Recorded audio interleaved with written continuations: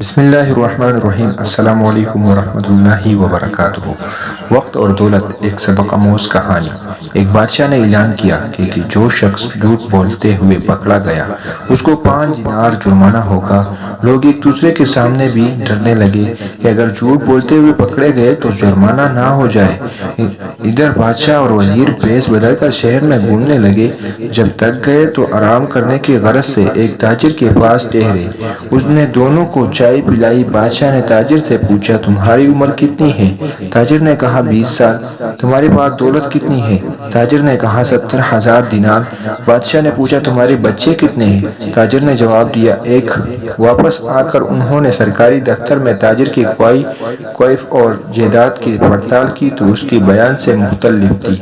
بادشاہ نے تاجر کو دربار میں طلب کیا اور وہی 3 سوالات ٹھہرائے۔ تاجر نے وہی جوابات دیے۔ بادشاہ نے وزیر سے کہا اس پر 15 دینار جرمانہ عائد کر دو اور سرکاری خزانے میں جمع کروا دو، کیونکہ اس نے 3 جھوٹ بولے ہیں۔ سرکاری کاغذات میں اس کی عمر 35 سال ہے، اس کے پاس 70,000 دینار سے زیادہ رقم ہے اور اس کے 5 لڑکے ہیں۔ تاجر نے کہا زندگی کے 20 سال ہی نیکی اور ایمانداری سے گزری ہے، اس کو میں اپنی عمر سمجھتا ہوں، اور زندگی میں 70,000 دینار میں نے ایک مسجد کی تعمیر میں خرچ کیے ہیں، اس کو اپنی دولت سمجھتا ہوں، اور 4 بچے نالائق اور بد اخلاق ہیں، ایک بچہ اچھا ہے، اس کو میں اپنا بچہ سمجھتا ہوں۔ یہ سن کر بادشاہ نے جرمانے کا حکم واپس لے لیا اور تاجر سے کہا ہم تمہارے جواب سے خوش ہوئے ہیں۔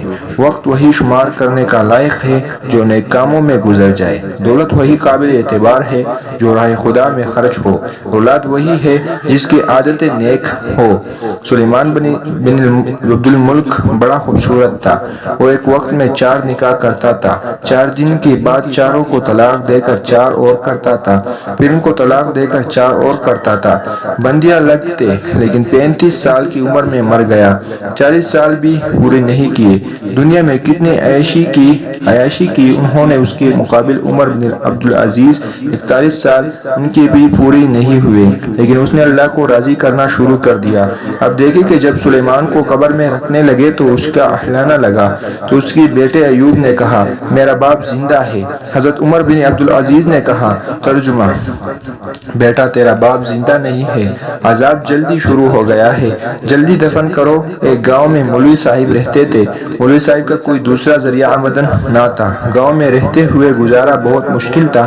اس گاؤں میں کوئی نیک دل جاگیردار بھی رہتا تھا تو اس نے زمین کا ایک ٹکڑا مولوی صاحب کو ہدیہ کیا کہ ویسے بھی سارا دن آپ فارغ ہوتے ہیں تو کھیتی باڑی کرے تاکہ گزارا اچھا ہو۔ مولوی صاحب نے گندم کاشت کر لی اور جب فصل بڑی ہو گئی تو بڑی ہوتی دیکھ کر اصلی دن کا اکثر وقت وہ کھیت میں ہی بیٹھے رہتے اور فصل دیکھ کر خوش ہوتے، لیکن اچانک ایک ناگہانی مصیبت نے ان کو گھیرا۔ گاؤں کے ایک آوارہ گدھے نے کھیت کی راہ دیکھ لی۔ گدھا روزانہ کھیت میں چرانے لگا۔ مولوی صاحب نے پہلے تو چھوٹے موٹے صدقے دیے لیکن گدھا منع نہیں ہوا۔ پھر اس نے مختلف صورتیں پڑھ کر پھونکنا شروع کر دیا لیکن گدھا پھر بھی ٹس سے مس نہیں ہوا۔ ایک دن پریشان حال بیٹے گدھے کو فصل اجڑتے دیکھ رہے تھے کہ ادھر سے ایک کسان کا گزر ہوا۔ گدھے کو چراتا دیکھ کر کسان نے پوچھا مولوی صاحب آپ عجیب آدمی ہیں، گدھا فصل تباہ کر رہا ہے، آپ ہاتھ پر ہاتھ دھارے بیٹھے ہیں۔ مولوی صاحب نے عرض کیا کہ جناب ہاتھ پر ہاتھ دھارے کہاں بیٹھا ہوں، ابھی تک ایک مرغی اور بکری کا بچے کا صدقہ دے چکا ہوں اور کل سے آدھا قرآن شریف بھی پڑھ کر پھونک چکا ہوں، لیکن گدھا ہٹتا نہیں ہے۔ مجھے تو یہ بھی گدھا کافر لگتا ہے جس پر کوئی شے اثر نہیں کرتا۔ کسان کے ہاتھ میں ایک ڈنڈا تھا، وہ سیدھا گدھے کے پاس گیا، گدھے کو 2-4 ڈنڈے کسی کو کر مارے تو گدھا کسی حیران کی طرح چوکڑیاں بارتا ہوا بھاگ کھڑا ہوا۔ کسان نے کھیت سے باہر آ کر ڈنڈا مولوی صاحب کے حوالے کرتے ہوئے کہا قبلہ مولوی صاحب قرآن گدھوں کو بھگانے کے لیے نازل نہیں کیا گیا، گدھوں کو بھگانے کے لیے اللہ تعالیٰ نے ڈنڈا بھیجا ہے۔ ہم پاکستانی بھی عجیب قوم ہیں، ہمارے گدھے حکمران کروڑوں نہیں بلکہ اربوں لوٹے چلے جاتے ہیں اور ہم صرف دعاؤں اور صدقات اور خیرات کی بل بوتے ان گدھوں سے چھٹکارا حاصل کرنے چاہتے ہیں۔